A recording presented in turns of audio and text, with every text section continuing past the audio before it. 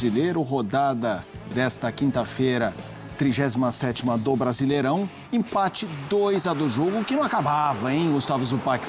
Como é que foi esse 2-2? Um bom jogo entre, duas boas equipes.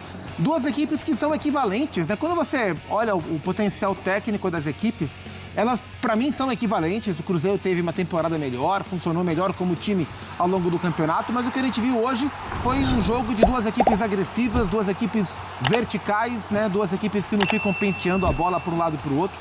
São duas equipes que buscam o ataque de maneira muito rápida.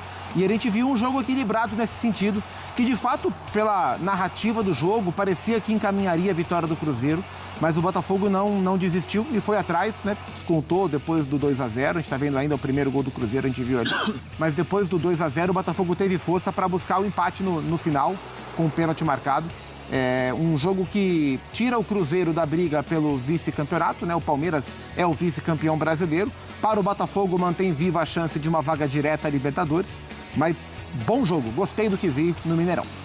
Donk, 2-2. É um jogo bem aberto. E assim, se você olha pela clareza das oportunidades, até parece que foi um jogo de maior número de finalizações ainda do que de fato foi.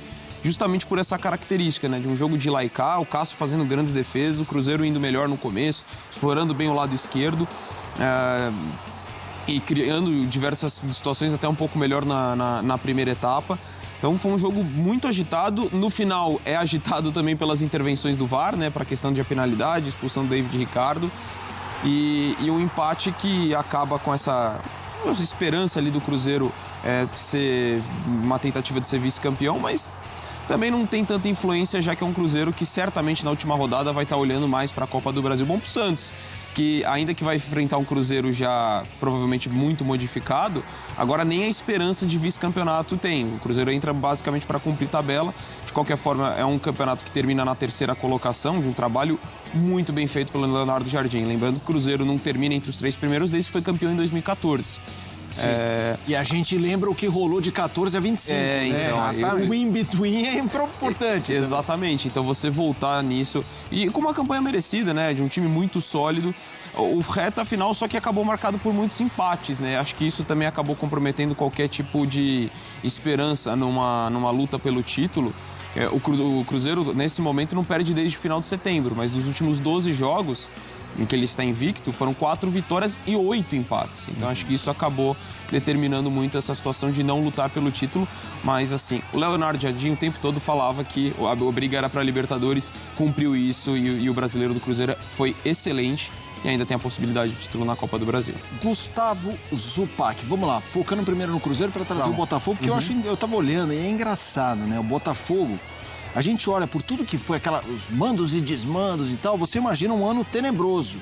E é um ano de subaproveitamento, acho, do potencial, mas assim, é isso. Você olha... O Botafogo esteve o campeonato inteiro nessa faixa. Não é que o Botafogo foi lá para 11º, arrancou e terminou aqui. O Botafogo ocupou do 4º ao 6º, 7º lugar o campeonato inteiro. Ou seja, imagine se as coisas andassem ali em altitude de Cruzeiro, né? Porque não foi, não fazendo trocadilho com o adversário de hoje, saiu de forma espontânea. Eu falei que ia falar depois do Botafogo, mas eu trouxe ele, vamos lá.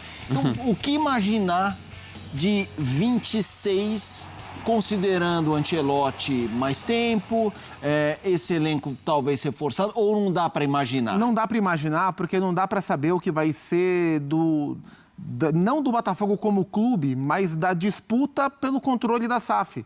A disputa entre o John Textor e os acionistas da holding, como o associativo do Botafogo lida com essas questões, a gente não sabe como vai ficar o comando da SAF do Botafogo, quanto de dinheiro vai estar disponível para investimento, né? Porque, e a gente já falou isso aqui bastante, as práticas, os processos internos, né, do departamento de futebol do Botafogo me parecem muito bons, especialmente o departamento de scout. E por isso o Botafogo tem um bom time em 25, um time muito bom em 25, tinha um time excelente em 24, tinha um time bom em 23, em 23 brigou para ganhar, derreteu, em 24 foi lá e ganhou, em 25 esteve no Campeonato Brasileiro ali, na Libertadores não foi bem na competição, se classificou no finalzinho, né, na Bacia das Almas e acabou caindo para a LDU nas oitavas de final. Mas o grande ponto, e eu falei isso aqui várias vezes ao longo da temporada, é que o Botafogo virou um balcão de negócios por conta da maneira que a SAF tem que operar. Para gerar lucro aqui, para comprar e revender, para quitar com o Lyon, para fechar o ciclo da questão da holding multiclubes, né? Eu fiz um rápido levantamento hoje, talvez tenha escapado um ou outro, mas o Botafogo contratou, pelas minhas contas, 22 jogadores na temporada. Um clube que contrata 22 é porque liberou pelo menos 20.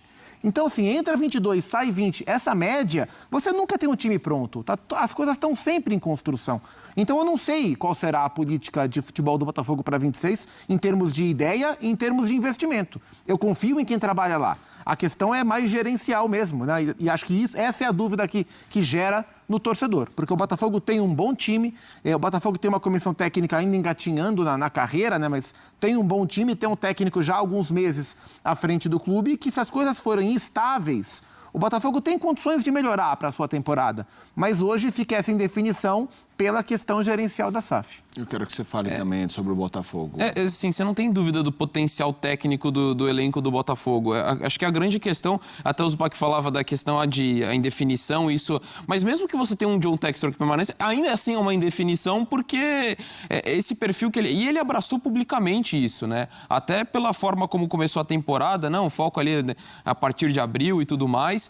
E como ele abraçou o discurso que não, dá para fazer ajuste no meio da temporada e dar certo. Tornou o que aconteceu em 2024 como regra, mas não é uma regra no futebol. Que você faça a contratação no meio da temporada e dê tudo certo e ache um time ao longo da campanha. Isso, acho que foi uma casualidade, teve muito mérito, não tiro nada. Não estou falando que foi um acidente os títulos do Botafogo, muito pelo contrário.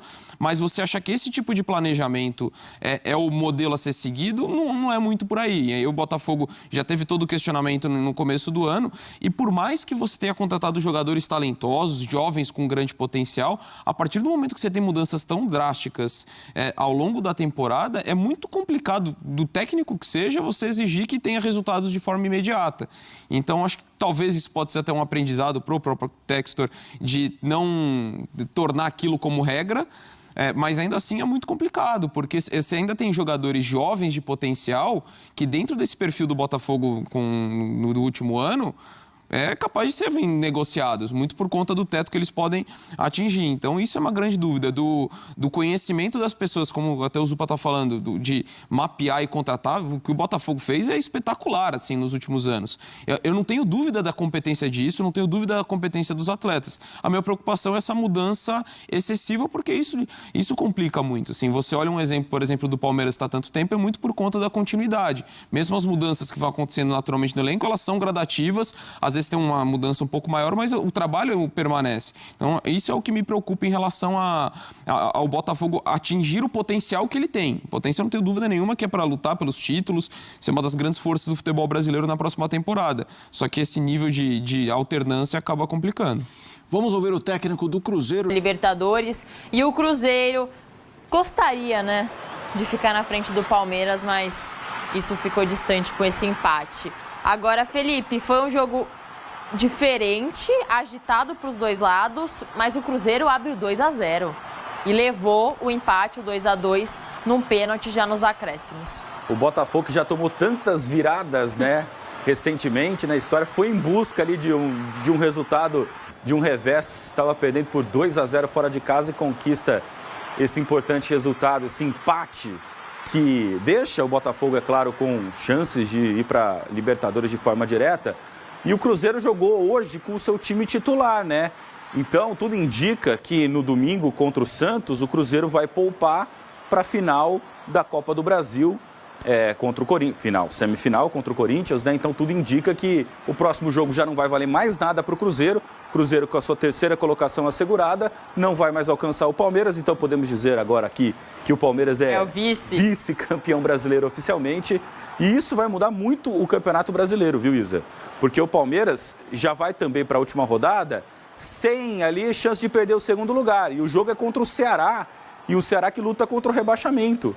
O Cruzeiro pega o Santos, que luta contra o rebaixamento, e provavelmente com time reserva. Então muda bastante ali o Campeonato Brasileiro.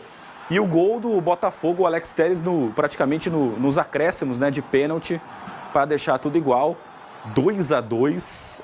Eu estava acompanhando o primeiro tempo, né? A gente estava acompanhando Sim. na redação. O Cruzeiro foi muito superior no primeiro tempo, mas na segunda etapa o Botafogo cresceu a partir de um erro em saída de bola do Cruzeiro, o gol do Marçal, o 2-1, e aí na sequência a gente teve esse empate no finalzinho da partida. O Alex Telles, que é especialista em penalidades, teve 8 nessa temporada, fez 7 e desperdiçou apenas uma, então ele bate muito bem pênalti, mesmo sendo um lateral. Eu falava com você, acho que ontem, sobre os lesionados do Botafogo. Hoje também o Botafogo estava super lesionado. Do time ideal, né? Dos 11, 5 eram carta fora do baralho. E ao todo do elenco eram 12 lesionados. Então o Botafogo tá ficando com uma inveja do São Paulo, Felipe. Tá lutando, né, com o São Paulo para ver quem tem mais lesionados, Exatamente. né? Também precisa melhorar o Botafogo nesse quesito. O departamento médico tem sido um problema.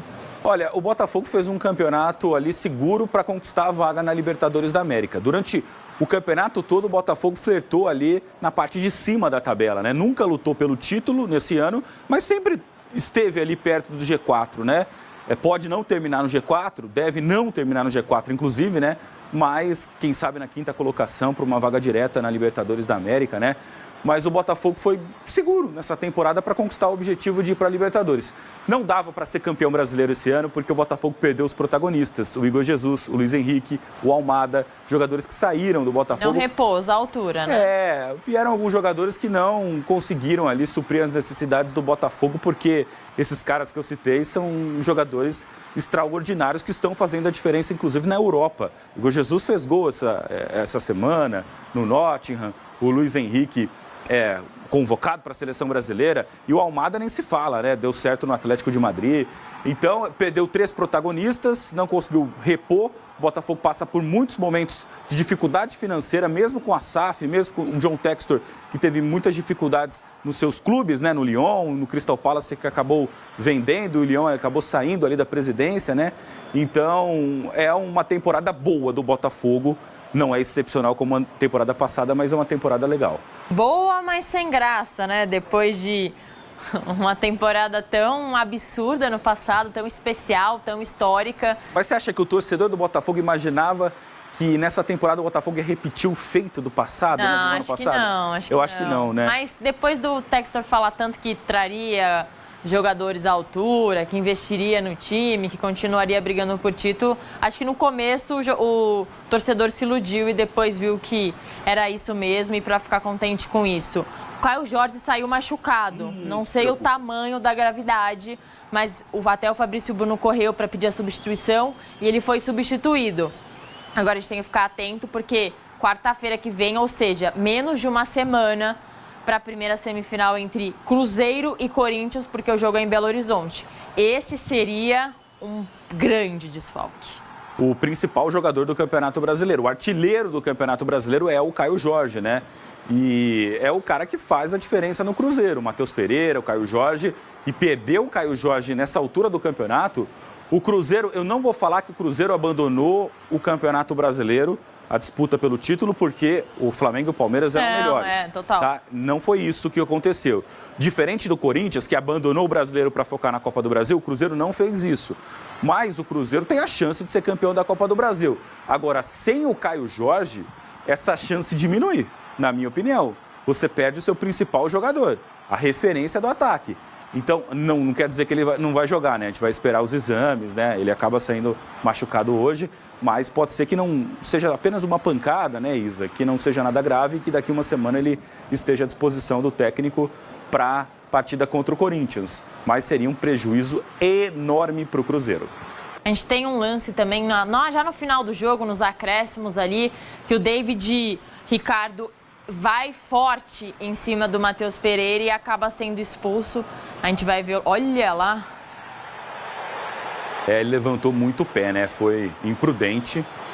O jogador do Botafogo atingindo o jogador do Cruzeiro. Pé muito alto, né? Que isso. E esse lance foi pro VAR, né? Sim, por isso que demorou para acabar. Vamos ver. Olha lá. Olha, Isa, esse lance é 10 segundos para o árbitro decidir. Não precisa demorar muito. Foi o Daronco ali no VAR. O Daronco devia já estar cansado, ele foi lá olhar o VAR. Isso é expulsão clara, né? Não tem nem o que falar. Não dá para discutir. Ele chegou atrasado, com o pé alto, atingindo o rosto do adversário, né? E com a sola. Com as travas da chuteira na Isso. cabeça. Deixa eu ver se pegou. Vamos lá. Foi na nuca ali.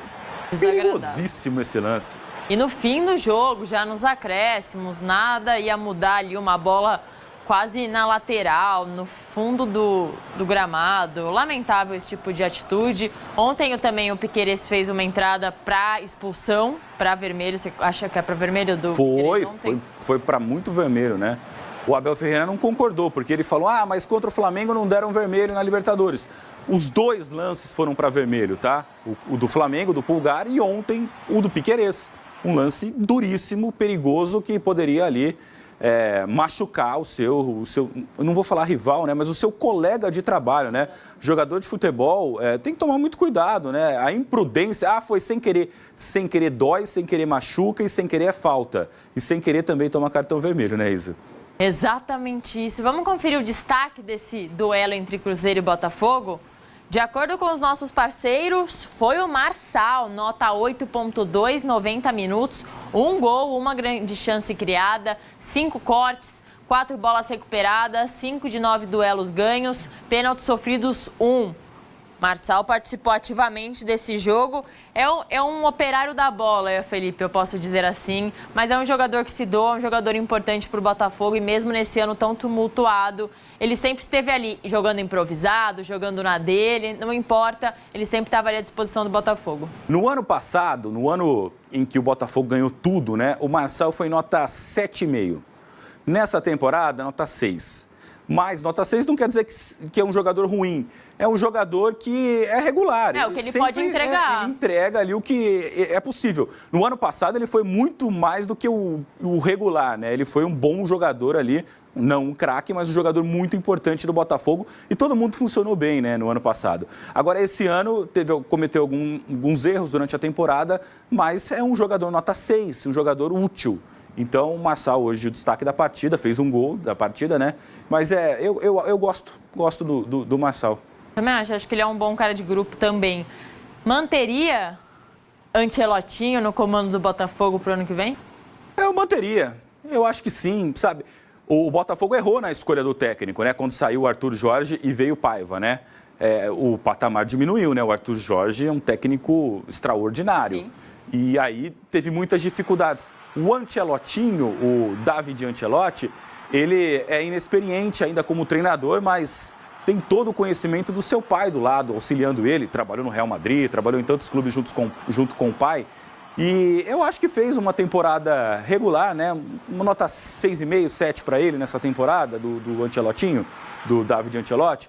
Eu acho que merece continuar, ter uma sequência e começar um trabalho, né? Acho que seria interessante ele começar um trabalho junto com o Botafogo. Ele pegou com um carro andando e pode ser que na temporada que vem se saia melhor.